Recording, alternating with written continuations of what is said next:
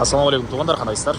Назарыңыздарда қайран әлі базар жоқ каналы бүгін 25 апрель 2023 жыл мен Бишкек шаарынын чыгыш тарабы Новопокровкада жүрөм. Ушул жактан бир сатылуучу үй бар экен. Ошол үй жөнүндө силерге маалымат берейин дегем. Биринчи болуп баруу жолун түшүндүрөйүн. Азыр мен турган жер Новопокровканын центральный көчөсү, Ленин көчөсү жана Горький көчөсүнүн кесилишинде турам. Сатылуучу ушул жерден бир аз эле түндүктү карай басып, оң тарапка бурулсаңыздар, Октябрь көчөсү 28-даректе жайгашкан. Бул жол менен ушул жерден 500 метрдей аралык болуп калат. Анан бул жерден шаардын бурчкусуна жүргөн маршруткалар бар туугандар.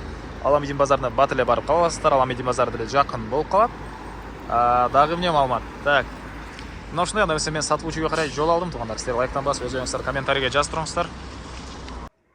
Мынакей туугандар, келүү жолун түшүндүргөнчө бүгүнкү чыгыштагы сатылуучу үйгө да жетип келип калдым. Дарек Октябрьская көчөсү 28 дарек болуп калат.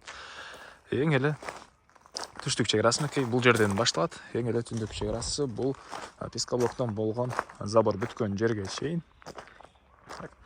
Жердин аянты 10 соток экен туугандар. Жердин аянты 10 соток, чоң. Документтер боюнча кызыл китеп, техпаспорт бар.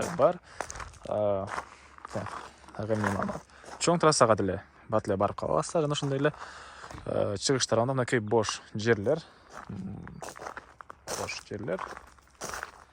Азыр ошол жерде малдар жайылып жүргөн учуру. Негизинен мал менен алектенсеңиздер деле ыңгайлуу эле жер экен. Жана ошондой шаарда иштесеңиздер, мынакей трассага чыгасыздар. Аламедин шаардын башка бурчтарында жүргөн маршруткалар. Же болбосо өзүңүздүн машинеңиз менен барсаңыз деле бат эле барып кала аласыздар. Мынакей тынч көчөнү көрүп турасыздар. Тынч, кошуналар деле жакшы экен. Эми үйдүн ички тарабына кирип калган маалыматтарды берейин. Жолдор деле мынакей шагыл төшөлгөн. Жамгыр, карлуу айларда деле буттар лай болбойт. Кенен басып чыгып жүрө бересиздер. И мынакей бул жакта гараж. Анан бул мынакей негизги кирүүчү дарбазасы жана бул мынакей короосу туугандар. Ал тарабы мондай арка же навес дейбизби? Ылдый тарабына кирүүчү машина баткандай бул жол менен жер бар. Үйдүн бул чыгыш тараптан көрүнүшү biraz гүл эккенге же болбосо бак эккенге деле мондай жер. Ылдый тараптары брусчатка. Үй жөнүндө айтсак туугандар, узун туурасы 14x12 толук түрдө кирпич менен бүтүрүлгөн үй. Тышкы тараптан утеплять этилиптир туугандар. Жана сол тарапта гараж, времянка. Анан 10 соток жер ушу менен бүтүп калбайт. Мынакей бул жерден чыксаңыздар, ал жагында бактар, очоккана, складтар бар туугандар. Аларды азыр видеонун жүрүшүндө бир чекеден көргөзсөм. Мектепке жанакы Жибек жолунун жээгине, трассанын жээгине барышат балдар. Анча деле алыс эмес, жөө барып менен аралыкта мектеп садиктер бар экен. Так, андан ары. Бул жакта чоң үйдүн негизги кирүүчү эшиги, а бул жакта мынакей времянка.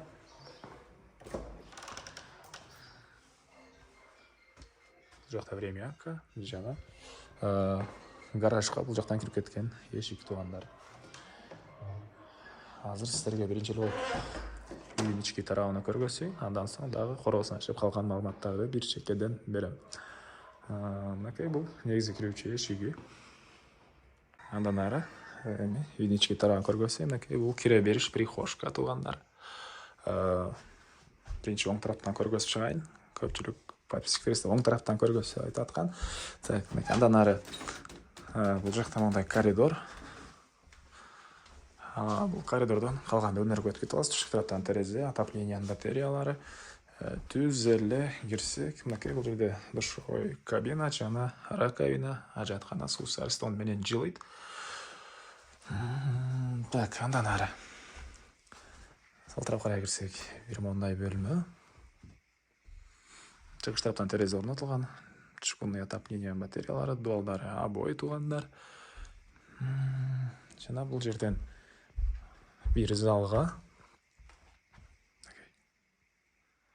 Анан бул жакта дагы бир спальня бөлмөгө өтүп кете алат экенбиз. Спальня бөлмө. Так. Пай деп коеюн. Так, ламакшы.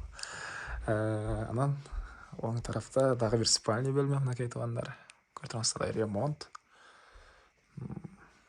Негизинен жакшы үй экен туугандар. Үй ээси деле үйдө өзүбүз үчүн сапаттуу кылып салганбыз дейт.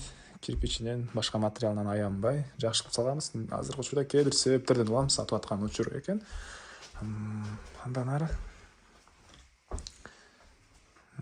бул жакта кухня. Кухня деле кенен. Тамактануучу бөлмөсү эле. Тамак даярдаган бөлмө. Мынакей бул жакта көрсөңүздөр кухонный мебелдер, полдор кафель, раковинадан суу чыгарылган, батыш тараптан терезе, электрический газовый плиталар. Ушундай туугандар эми. Андан ары киргенде эле сол тарапта отоплениянын котелы жайгашкан бөлмө туугандар. Мынакей. Андан ары эми так, үйдүн батыш тарабында короосун көргөзөйүн туугандар. Бул жакта өзүнчө бир эшик, жана мынакей жер жемишеккенге жер туугандар. Бактар, үйдүн тышкарында да ажаткана мынакей батыш бурчта экен. Ал жака чейин тротуар, мынакей бул жакта жер жемишеккенге жер. Жердин аянты 10 соток туугандар. Кенен чегараларды көрүп турасыздар, байкалып эле турат. Жана ошондой эле бул жакта инструмент сактаган склад, очокана, баня. Мына ушунун баары бар. Мынакей толкана, дагы бир мондай чакан жеңил конструкция менен салынган склад туугандар. Баары бар экен. Бул үйдүн батыш тарабынан көрүнүшү. Так. Эми андан ары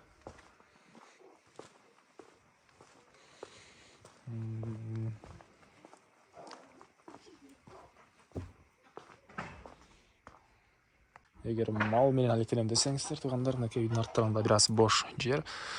Ал жактан заборду бузуп туруп, бuyакка мал сарай салсаңыздар, кенен малды өзүнчө бул жактагы жер менен алып кирип алып чыксаңыздар болот. Так, андан ары черешня, алма жана башка бактар, тоолкана туугандар. И мынакей бул жерде баня, бул жерде отункана, инструмент сактаган склад жана бул жерде очокана бар экен туугандар. Эки очок, литр стяжка болгон и төрүндө мондай продукт сактаган склады менен. Так, дагы эмне маалыматы айтылган?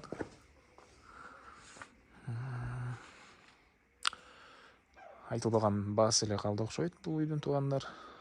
Баасы $80,000. Сүйлөшүү болот. Эсин номер менен экранга эсителдеп калтырам туугандар. Зона кылып сүйлөшүп көрүңүздөр. Сүйлөшүү болот. Анан достор менен, группалар менен бул видеону сиздер бөлүшсөңүздөр, толуктар сүйлөтө койбойт. Мага үйесине чоң жардам берген болосуздар. Же болбосо ушул сыяктуу үйлөрдү издеген адамдар болсо, аларга да чоң жардам болот. Андыктан группалар менен бөлүшүп кетиңиздер. Кийинки чыгышка чейин саламатта калыңыздар.